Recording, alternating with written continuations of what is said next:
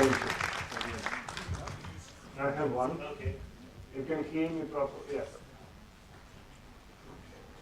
So my name is Rajko Grlic. I'm coming from south of Europe. Used to be a country called Yugoslavia. Now it's Croatia. I'm making films. I started when I was 14 years old. I made my first feature when I was 25. I just finished and released in Montreal my last feature a month ago. So I'm still making films. That's what I'm making all my life. So what I will try when I was asked to talk a little bit about script writing, I wrote and co-wrote all my films. I also wrote script for 6, 7 feature films other directors made. So I have a little experience, but I will not even try to sell you any kind of recipe. I don't believe that exist the rules in the film. I think that every and each film is a separate story and separate set of rules. So what I will do today is, and I have 1 hour, I'll try at the very beginning to take you on the journey which I passed with my last film. The film, the name is Constitution. In English, Croatian version is Croatian Constitution, because it's referred to Croatian Constitution. It's a low-budget film. We did it, we have 8 weeks to shoot, which is very rare for a low-budget film.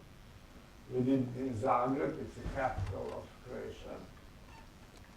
But to go back, we started with the project 3 years before we started.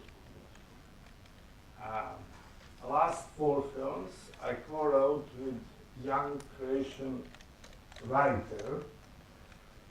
Each of his books was at the top of best-selling books. He writes some funny, some not so funny books, but he's a very popular writer. He's much younger than I am. And we are completely different characters, and that's probably the reason why for the last 12 years we can sit from time to time in the room and together write the script. And we are still enjoying. So this script, and I have here because it was published as a book, and it was 2 months in Croatia, even as a script, best-selling book, which we are very proud. The whole story started, he was in Croatia, I was in America, and he sent me from time to time email, and I'm sending to him with some different ideas, some character, some line. We hear someone talking about some, or we find in newspapers. So almost on the weekly basis, we are exchanging some kind of ideas. And then the other one is just killing, saying, no, it doesn't make sense. Forget. So one morning, I got from him a short email saying it was very hot, he's living on the coast, I didn't sleep well. So I was thinking about my neighbor, who is an old guy, he's a gay, and some kids beat him on the street. And the neighbor, the lady who's living nearby, helped him to come home. That was the whole thing, probably 5 lines, more short a bit. 2 days later, I sent him email saying, what if they're living in the same building?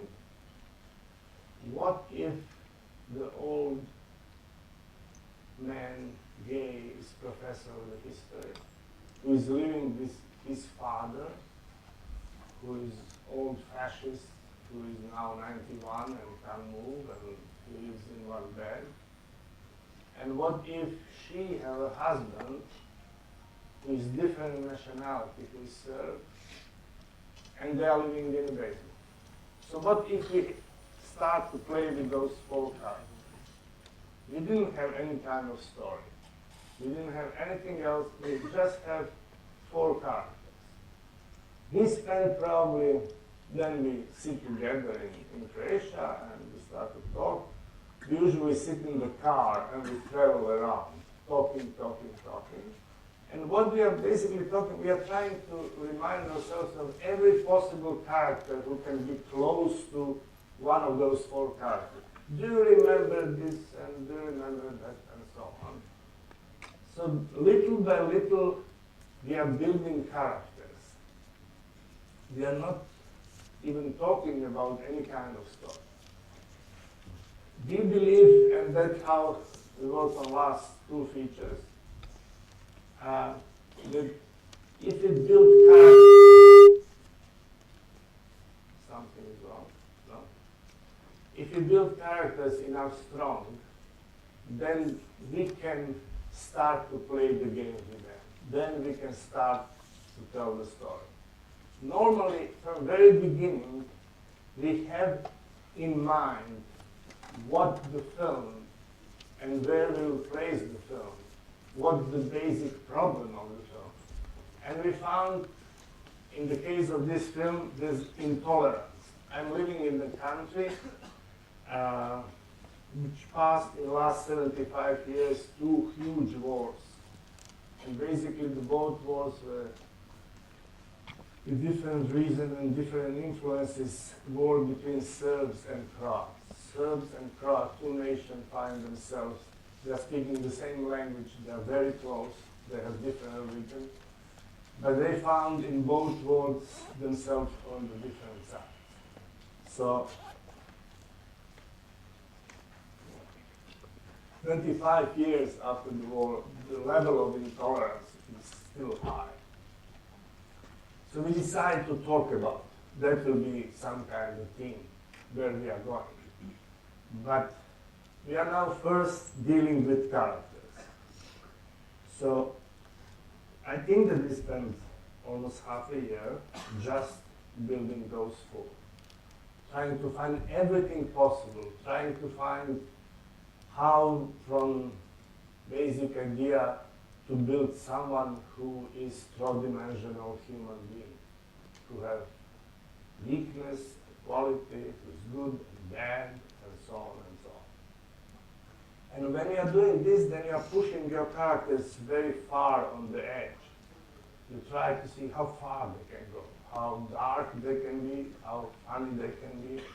But you are playing on the edges to see, because if they're different enough, then the dialogue is possible, or intolerance is possible, but they need to be 4 very different characters.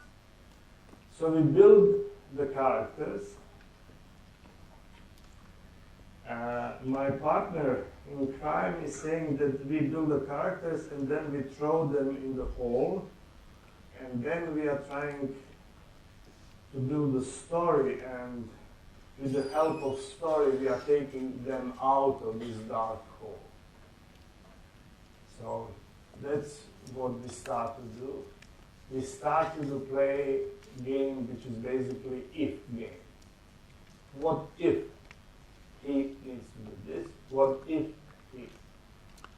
And that's how I heard that every policeman in my country needs to pass exam in national constitution. And if one, and this policeman is a Serb, if the professor of history is big nationalist Croat, what if they were thrown in situation that they need to help each other, and professor hates this guy, but he needs to help him because his wife is doing favors to him. So what if they are thrown in a situation that they need to be together on the base of this constitution? So that's how, under this if, we start to build the story. So after few times sitting 3-4 days in my studio in Zagreb, We are still not putting on the paper any kind of idea. We're just talking, but it's coming somehow little by little together.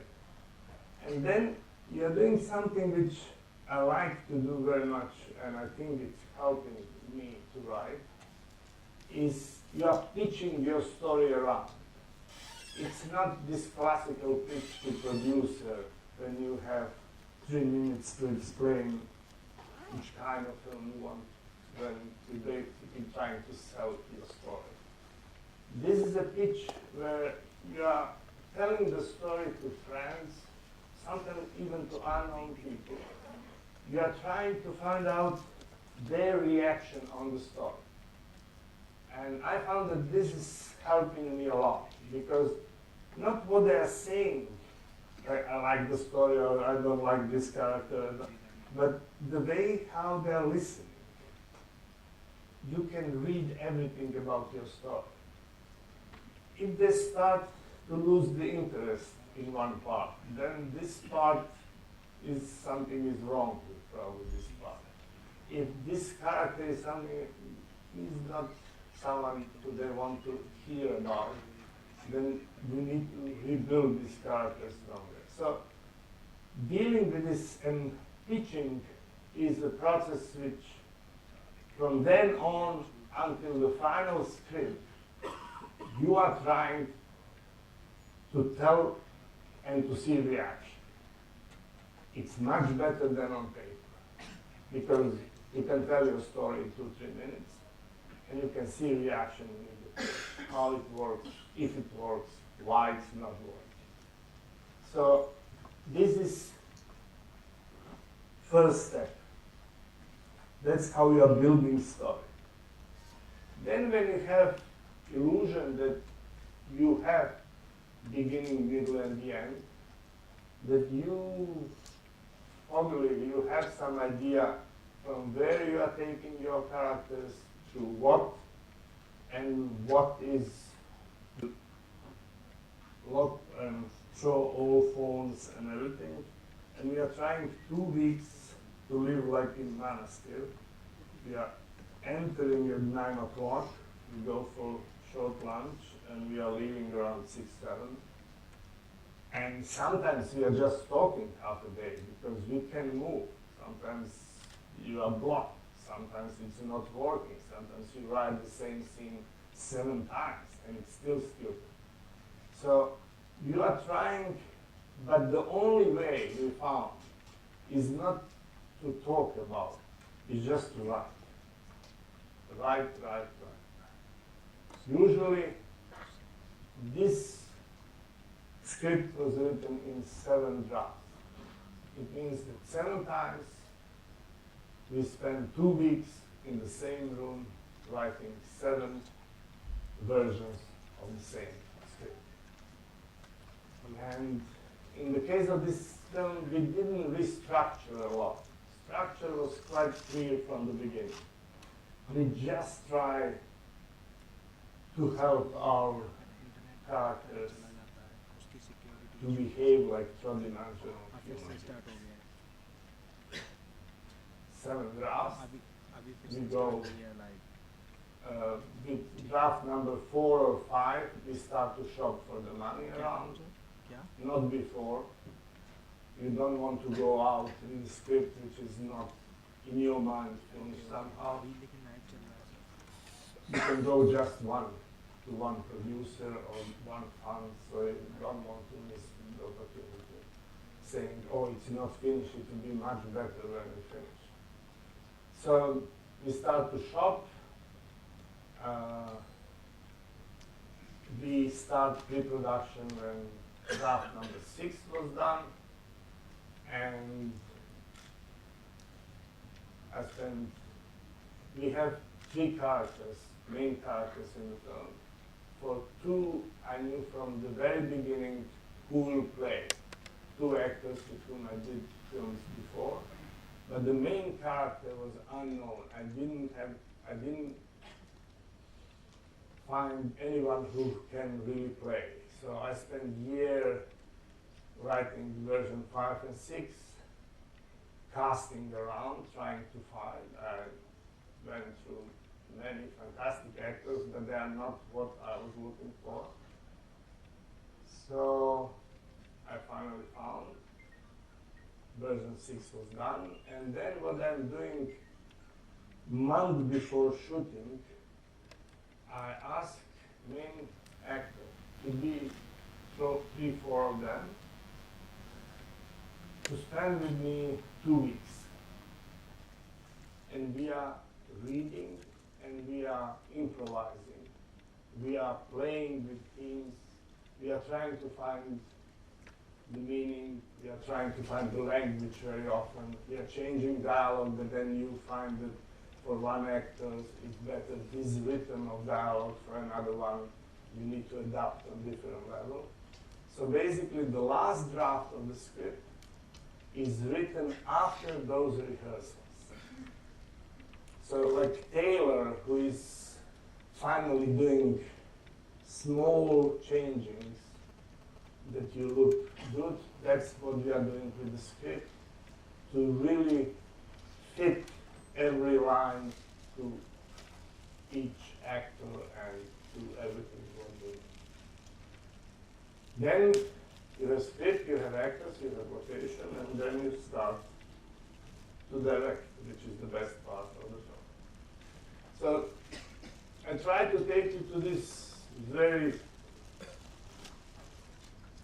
I have half an hour more, but I will stop now with this story. It's a journey which I passed many times, and I must say that each time it's completely different. You're doing the same steps, you know what steps you need to do to come to the final script. I never did it in less than 2 years.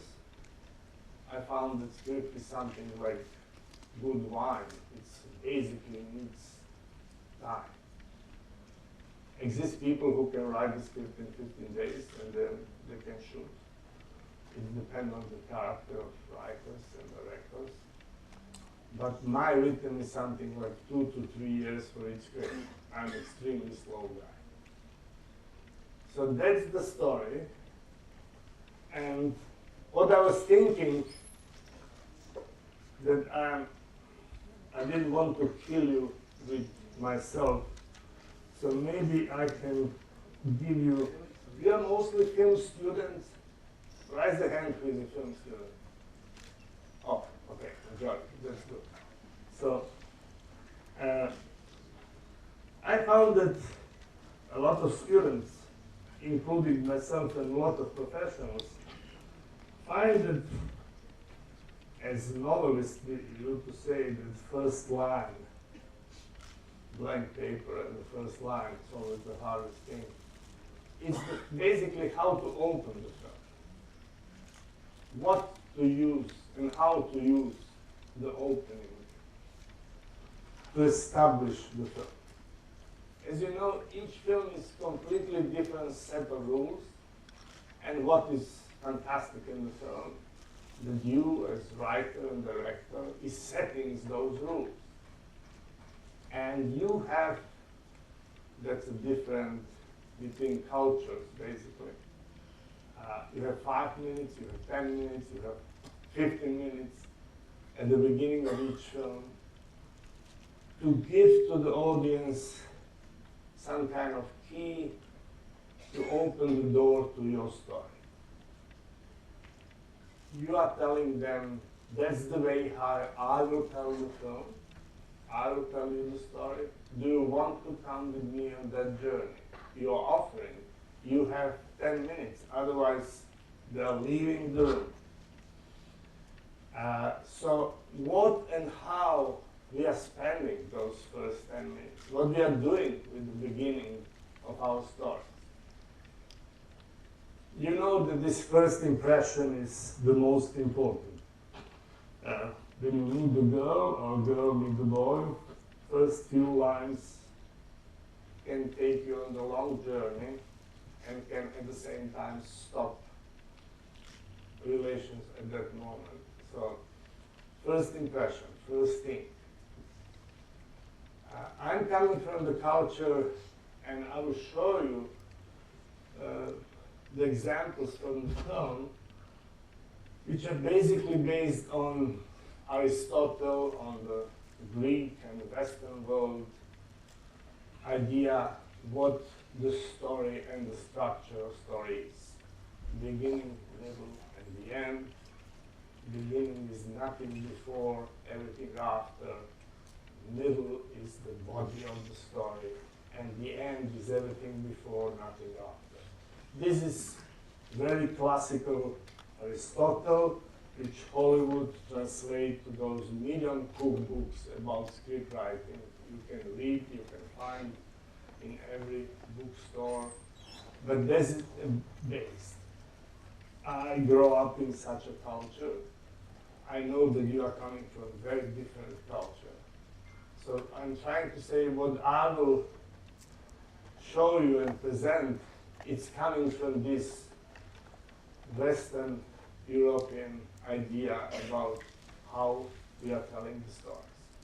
Each culture is telling their stories completely different. I have some experience working with students from Africa, from Asia, from South America, and I found very early that I can push them to use this kind of structure I grew up with. I know how differently they are thinking about the stories, how they are using the time, what time means in their stories. So that's, I'm saying, is what I'll try to show you.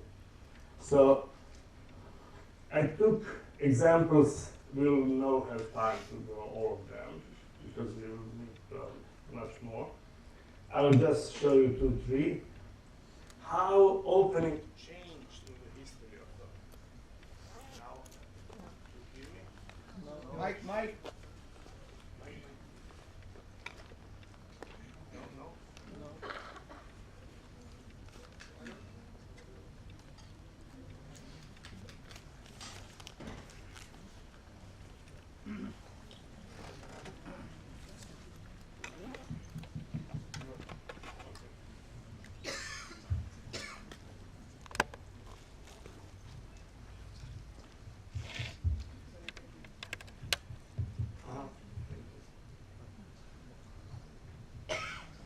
So basically,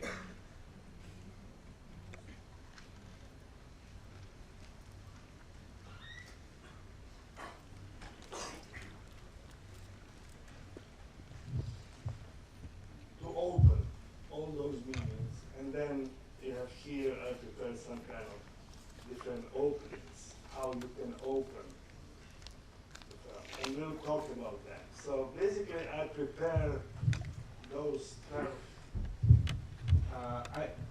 you know more or less all those films, so I'll try to, let's start with one which I like a lot as a film, but this is 50s.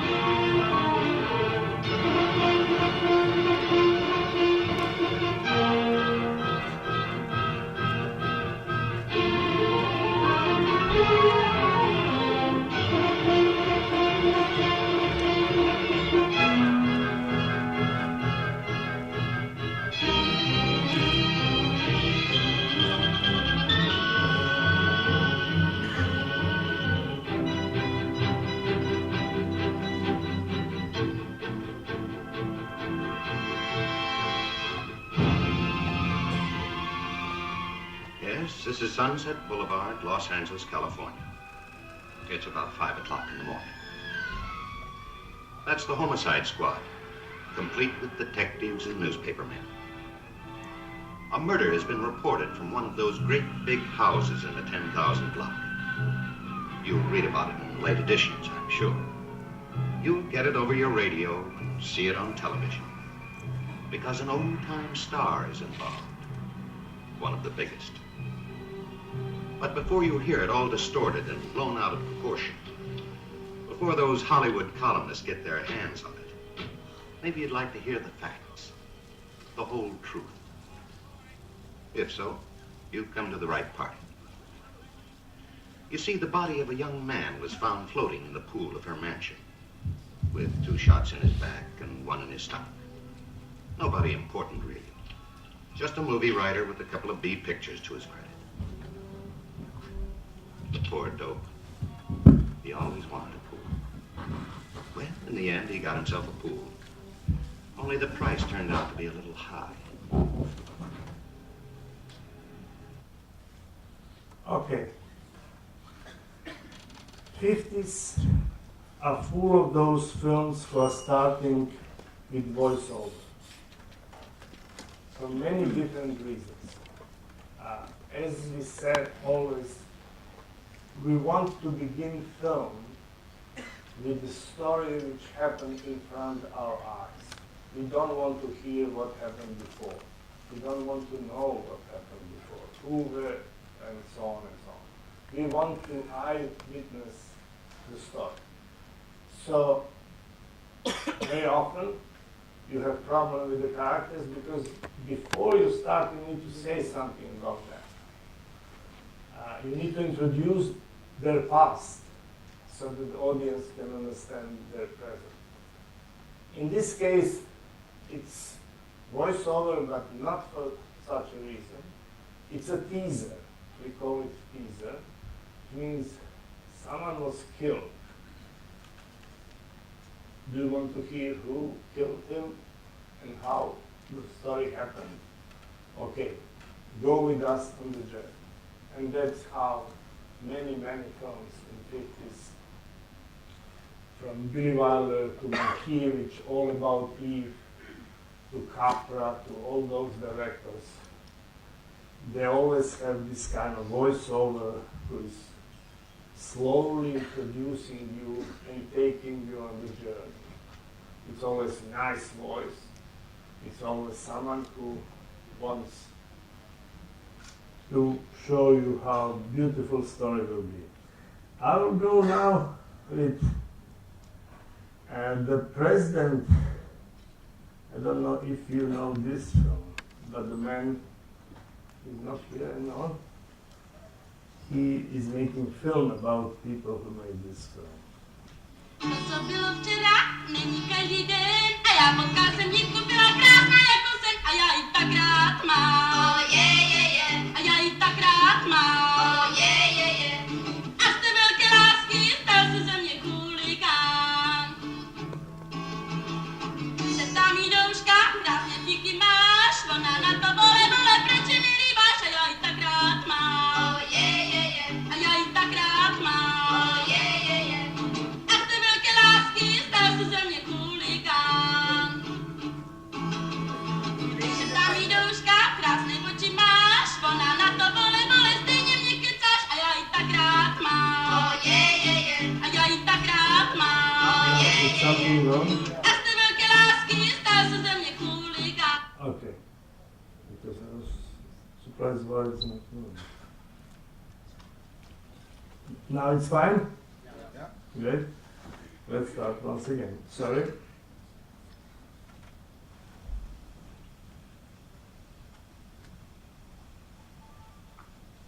To, co bylo včera, není každý den, a já potkal jsem dívku, byla krásná jako sen, a já ji tak rád mám. Oh, yeah. A já ji tak rád mám. Oh, yeah. A z té velké lásky stal se ze mě chuligán. Se tam jí douška, krásně díky máš, ona na to vole,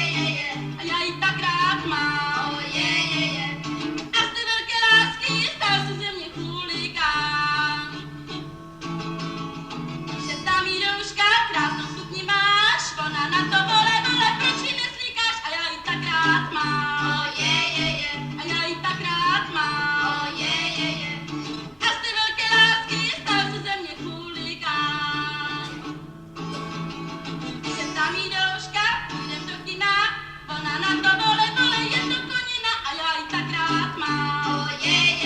A já ji tak rád mám. A z té velké lásky stát se ze mě chuligán. Ježiš, ten je krásný. Můžeš mi ho půjčit, ale na chvilku, jo? No dobře. Ježiš, ten je tak hezký. To je zlato. No jasně. A pravý.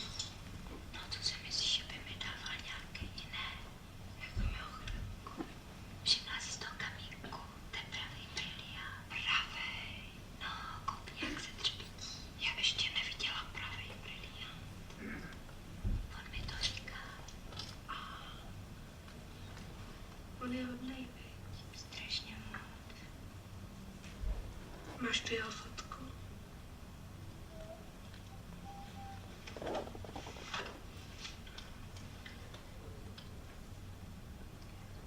A jaký on má oči? No takový. Víš, já ani nevím. Tak počkej. To musíš dát vejš, víš, on je o půl hlavy větší. Asi tak? No tak. Vám to sluší. A co ty jsi mu dala? Já ještě nic, to je blbý, veď. To je blbý. Tomu musíš něco dát. No jo, ale co?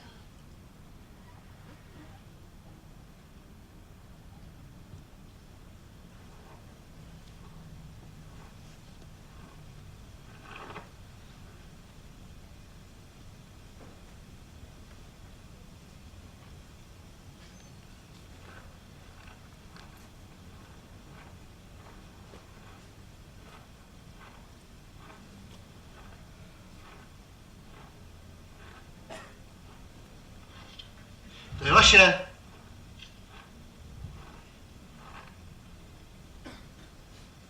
Poslyšte, co nám to tady věšíte po stromech?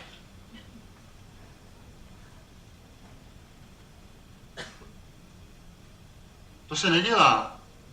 To nám to tady nemůžete takhle věšet. Vy jste nám tady opentila celý les. Já myslím, že se těm stromům snad nic nestane, ne? No ale mohlo by se stát, že tady půjde srnec, víte? A uvidí kravatu na stromě. Lekne se, už jste někde viděl, jak se lekne srnec, jo? No, tak on to dělá asi takhle, víte? Ne! Ne! Tak se leká. Líbí se vám to?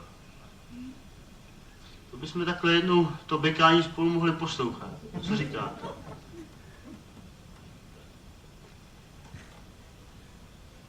Co vy na to? No a on mi vyprávěl o těch zvířatech, víš, že třeba nežijou spolu jako pořád, jako lidi, ty zvířata jenom jednou za rok. A to když je říje a tak, víš, potom jsou zase svobodní a prostě žijou sami a nevážou se na sebe nebo tak, víš, jako lidi. Akorát divoký husy, ty jsou jako lidi, víš. Jo. No, oni žijou spolu až 120 let. Jo. To je No a představ si, když on zastřelí třeba jeho, víš, nebo jí. Tu husu, jo. No, tak zůstane ten druhej sám třeba 100 let. A co Tonda? No, když jsme šli pryč, tak jsme tam tu kravatu nechali a když jsme se vraceli, tak tam ještě viselo, tak asi nepřišel. Tak budeš chodit s tímhle. Já nevím. On je totiž ženatý, víš? Jo. No. Dobře, ale pořád se nemůže zbavit toho dojmu, že ty lidi nám tady chybějí. Je potřebuje. Jestliže má ta dcerka skutečně důvod, má někde chlapce, dá se, jestli si chodí nějak vážně, tak si ho vezme, dají se a půjdou možná někam jinam. To uznáme jako důvod, ale nemůžeme uznávat důvody, že prostě už je tady po třetí a pokaždé říká, budu se vdávat, jo, a pořád se nevdává. Tak já jsem proto nepouštět jí zatím, až se vdá, tak teprve potom. My musíme každopádně furt mít na mysli to, že fabrika musí plnit plán. Ale ano, ale člověk taky musí žít, pro vás svatýho, ne? To je problém. Podívejte, podíváme-li se na mapu, tak z našeho hlediska není účelné, aby jsme sem do tohoto prostoru dávali armádu, vojsko. My chápeme vaše důvody. Taktéž tyto úkoly a problémy máme u nás v armádě. Vy máte svoje, my máme taky svoje. Prosím pěkně. Nevím. Tak u vás, prosím, tady je ta mapa. To je vaše stanovisko, ano? Ano. To je pro vás. Ovšem vy nevíte, že tady v tomto prostředí žije 2000 děvčat. Děvčat, který nemají chlapce. U nás je na jednoho chlapce 16 děvčat. Děvčat, to jsou poupata. Rozumíte mi, to je mládí, který potřebuje to, co jste potřeboval vy, majore, i já a všichni ostatní, ano? V mladých letech. Tak, to je ono, že ano. Tak vy máte svoje stanovisko, vy máte jenom mapu a já mám celý ten život těch mladých lidí. Uvědomte si, když to děvče pracuje tady v tom závodě těch 8 hodin u té mašiny, teď vyjde z té fabriky, tak co, najíst se, že ano? Teď nemá nikoho, kdo by i pohladil, kdo by ji políbil. Teď si uvědomte, kdyby tak ta válka nebyla 50 let. Nebyla. Oč všichni bojujeme, i vy s Normanem bojujete, že ano? Kdyby nebyla. No a když ta válka nebude 100 let? No já vám na to můžu jenom odpovědět. No, já jsem neřekl konečné, závěrečné slovo. No, prosím. Já tento váš návrh mohu jedině tlumočit dál. Budeme vidět, co se nechá dělat. No, dál. Kdo to je dál? Co to je dál?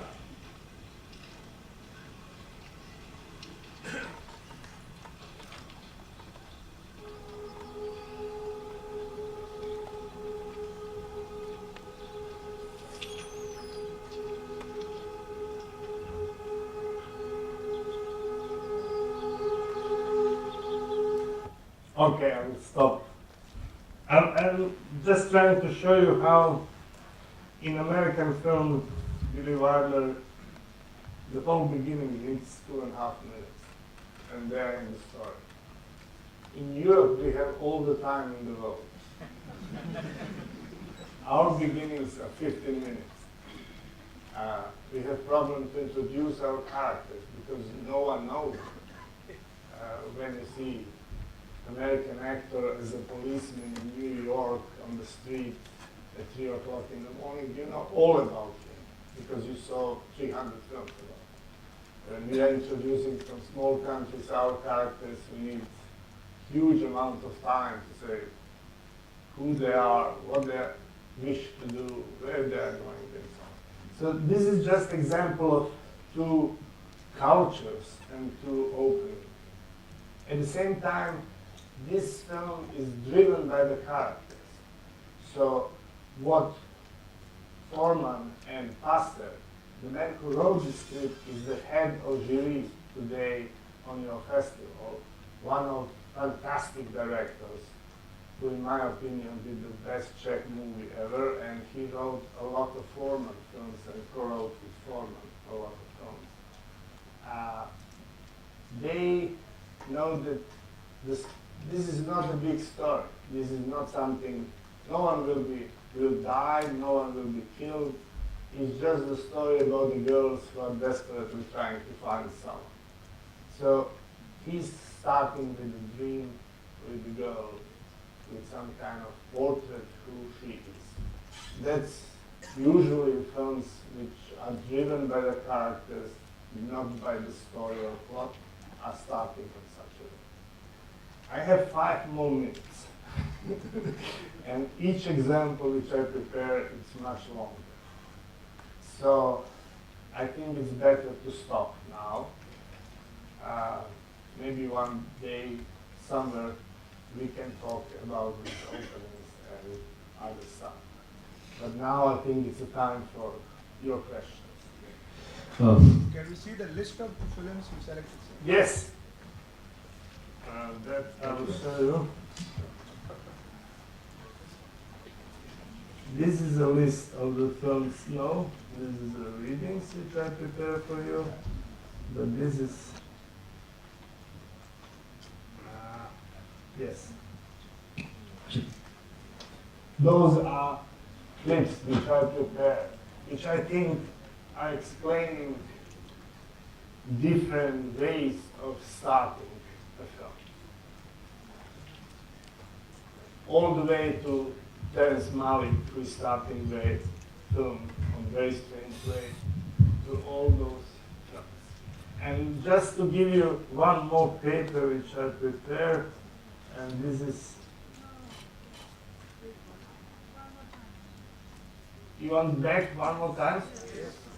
Okay, sorry.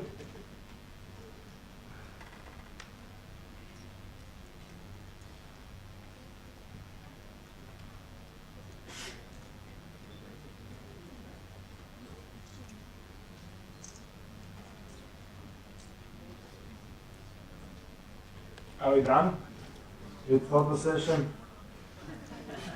Okay, and this is just small recommendation. Aristotle Poetics, that's the basic book of Western civilization and storytelling. So if you have interest, it's not easy to read, but that is all about it. Umberto Eco, Italian writers, he's dealing with the story and the fiction in a completely different way and very smart way. Jean-Claude Carrier is probably the best what Europe ever had as a scriptwriter. He wrote a lot of Buñuel's film, he wrote for Peter Brook and so on. He was running the French film school. That's a book about the pain, how painful it is to write a script. All American books about script writing are about the joy of writing. French version is how painful it is to write. And the last one is Louis Hunter. It's the man who was running UCLA, and 80s, 90s, majority of scriptwriters of all big blockbusters American came from his school. Book exists.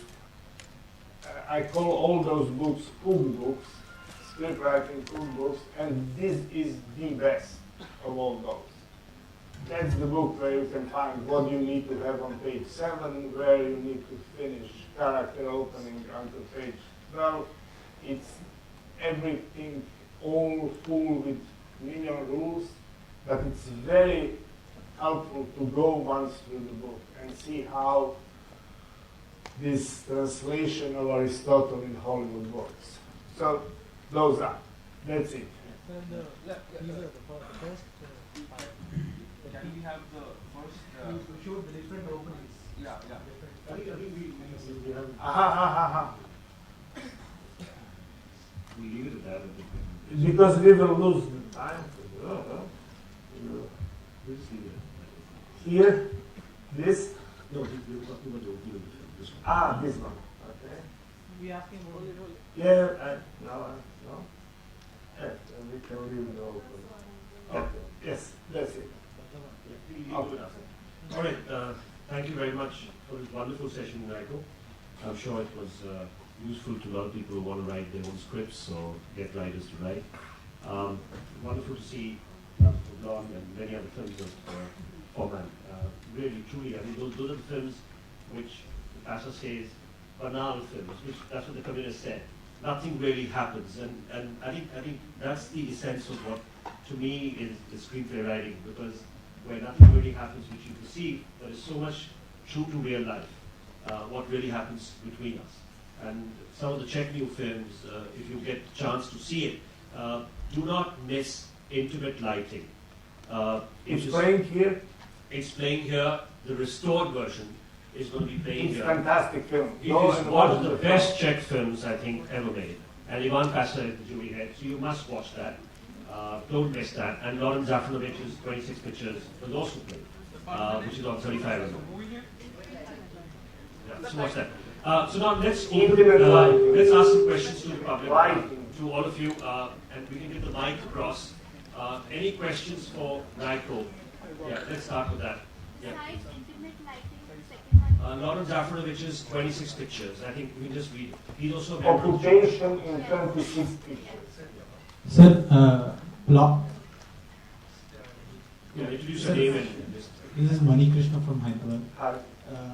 So it is the plot which drives the character, or the characters which drive the plot, which according to you is? I'm not sure that I completely understand. Will the character drive the plot, or plot drives the character? Plot navigates the characters.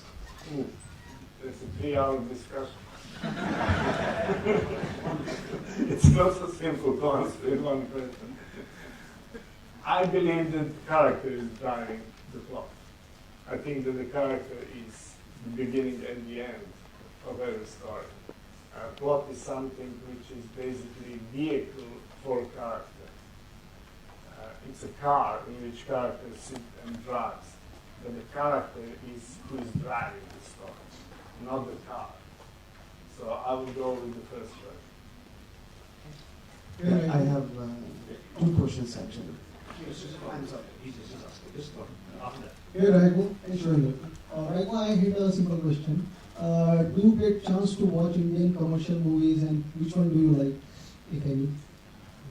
No, Indian movies. Have you watched any Indian films? Yes, but I'm not brave enough to remind you of the titles. From Ray, from this trilogy, which everyone knows, and we were, as a kid in the school, like shown from that time. Yes, I saw, I don't remember the names of the directors. I saw probably 20, 30, no more. Any new movies? No, Recent ones? no. I was selecting for 10, I started the festival, which still exists, but I retired because I'm too old to run.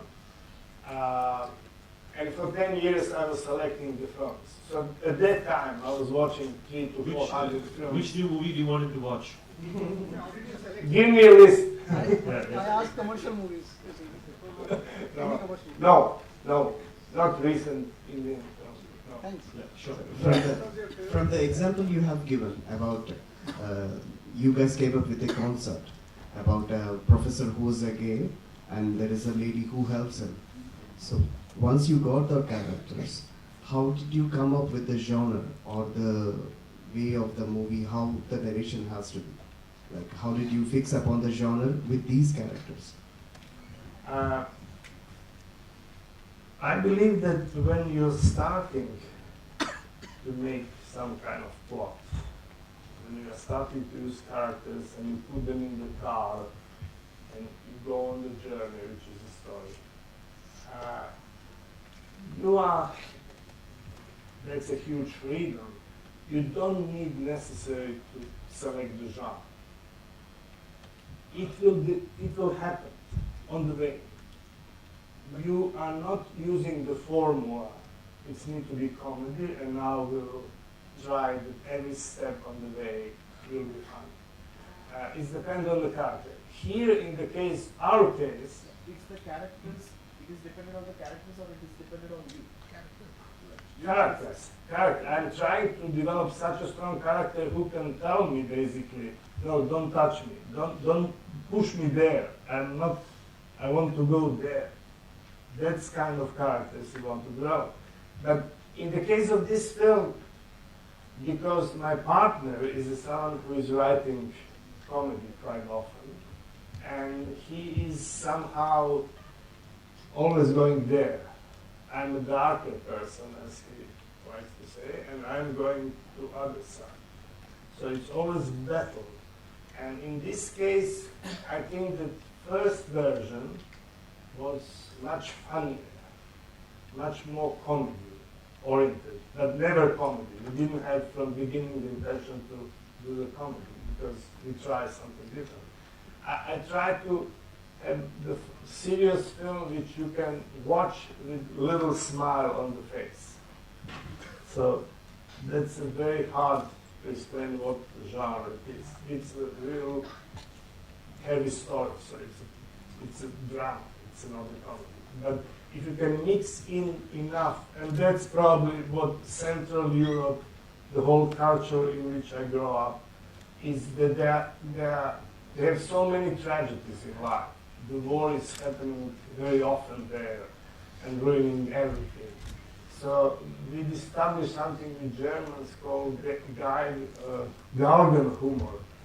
It's basically you are dying but you are laughing.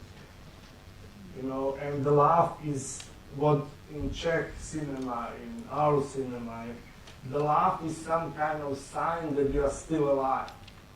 And you are telling the tragic story because you live those stories, but you want to tell them with the laugh. So it's not comedy. Genres exist in American film, basically. That's the industry which needs to have exactly clear November 2018 in 3000 cinema from 2 will play comedy. They don't know title, who director, they need comedy here because that's the structure, how they're structuring the screen and distribution. So they need exactly for each genre name, and this is industry. We are making, in my country and all over the Europe, so-called handmade films. We are not part of the big industry. You have industry, 2,000 films, that's what I call industry. But when you are making in small countries, you know, we are smaller than few your towns. We are 4.5 million people live in my country. In my neighboring country, it's 1.5 million lives. So this is not enough for decent town. So, and we are different cultures. So that's our defense. Hi, Vicky here. One thing that you said about structure, when you're working on the structure on the board that you said, is it typically index cards you're talking about? Because you go through various structures, like you discussed, like sometimes it's orthodox, sometimes it's Hollywood, sometimes it's the way you see a long time it takes to introduce the characters. So what is the structure you're talking about? Is it mostly through index cards? No, but it's coming from probably I once did CD-ROM How to Make Your Movie, which was interactive game. Okay. And to write something which is not linear, you need the cards. And you need the cards of different colors. So in the room like this, I have cards all over. But when I'm writing script, it's basically linear story. And it's not cards. It's on each paper you can fit 10 scenes. So it's 14 papers on the wall. So you do it on the wall with on the wall, papers? Scene number 1, number 2, number 3, number 4, and then you cross those 3 scenes and put 2 here, or you take these 2 scenes there, and you are playing the magic structure on the wall. Yeah, and that's not card. Card will be probably easier, but I never did with the card. And that's before the first draft? Before, when you are first time breaking the story in the scenes, which is probably in the script writing process the hardest things to do. You have a story, Joe and Maria lost each other, but then came the father and saying no marriage, and the story starts. Everything's fine, but how you will break in the scenes something which is easy to say or easy to write. This is step outline. This is the base for me for every film. Breaking after each draft, I break again the whole story and put on the wall as a structure. So it's basically the script put on the wall. Yeah, after every draft. Yeah. For each scene, it's just 1 sentence. No more than 1 sentence, so that you can read easily, visually, where you are. So it's like a small line from the draft. It's saying number, exterior, Joe's room, day. Okay. You have basic information, this headline, and then you have Joe is sitting in his room and he's reading the Bible. Yeah, and another important thing that you said, like before shooting, when you have your actors with you, like for 2 weeks, so that also helps in the blocking. Like, you know, you might miss a great moment when you're starting shooting, but when you're spending time with them. Yes, but you don't insist on blocking too much. It's more about the language, the dialogue. You took the scene which is written and you say, okay, if you just use this line, what can happen with this? So you are improvising. I'm always shooting with a few small cameras, so that you remember that there was some good line there. So you go back and find this line and wrote in the script as a better line than what you already have. I think you've asked enough questions. I think you can meet him personally. He's here for the festival. Blocking is okay. Anyone at the back, because we haven't had hands up with you. Anyone at the back? Yeah, just do the mic at the back, please. Any questions? Rajko was here for 2 days. I mean, you can catch up. He will not talk to this. At what stage you will design the sounds and tell something about music? How will you fix the music director and the theme of the music? Music is always for me one of the hardest parts, because I know the rules. I always have intention to have the music before, or basic theme before I even start the shoot. That's idea. That's something which I would like.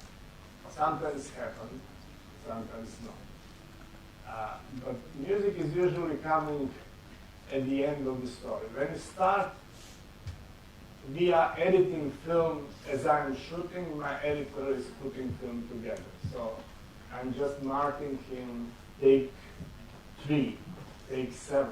So he's using what I marked and he's putting the scenes together, just the base to see how it works. So we have first cut 2 days after I finish. And then we spend another 3 months editing. Immediately from the beginning, you would like to have some music in the film. So usually what music editor is doing, I work on the last film with the lady from New York, one of the leading ladies. Morricone don't want to record without her and so on and so on. So what she is doing, and she is the music editor of the film, she is bringing million different CDs and musics which she thinks can fit to this type of the scene or character or whatever. So she's every 5-6 days offering you something. And then you listen and say, no, we will go in different direction. So little by little through the editing process, she is throwing things, and little by little you are focusing what can fit, what can live with the picture. It's very strange how in editing room you put fantastic music, you are sure it will work. Music and image start to run and they don't like each other very often. And you are surprised. You don't know why. They are just going different routes and you can use the music. When you finally came to something, then she will start to give you ideas who can write this type of music. Then the next step will be you are talking for days with different composers, you are listening, you are at home alone, you try to find what's the sound. Because once the sound is there, that's the sound of your film. That's forever. It's like two basic, it's selecting the actors and selecting the sound. That's what you have. So it's always painful. 2 or 3 times I in the middle of the process, I start with one composer, I say thank you, and I start with another one in the middle of everything process. It's very painful, it's not fun, but you are trying to save and go with your film as far as you can. Then he will write some kind of demo, you will try to put on, and then in the editing room starts a huge discussion. No, we don't need this music. Basically, everyone is always asking for more music than finally you put it at home. And then it's starting this process. The demo is 3 times better than the final big orchestra version, and you're using demo instead, what costs a lot of money, and so on and so on. But it's a long, long process. And finally, in the final mix, you are deciding what's going on, what's going out, and how loud you want music to play. I don't like this approach. Cartoon with American films more and more are doing this. With first frame music starts, with the last frame music ends. When I did my thesis film in the school, I was sure that I will never use the music, because music is not fair to be used in film, so I did my thesis film without with any music. So it's different. Then now I'm using quite a lot. In the last film I have a Macedonian composer who lives in New York, and he did the music, and I think that he did a very good job. Let's have the last question. Anyone in the back? Right at the back there? Right at the back? There, at the back of the back there. Yeah. One last question. Just have the, okay, all right. Sir, what would you expect from your cinematographer before the shoot and on the day of shoot? Sorry, your question again? What will you expect from your cinematographer before the shoot, that is the planning process, what should a cinematographer do in the planning process, and on the shoot, on the day of shoot? Okay.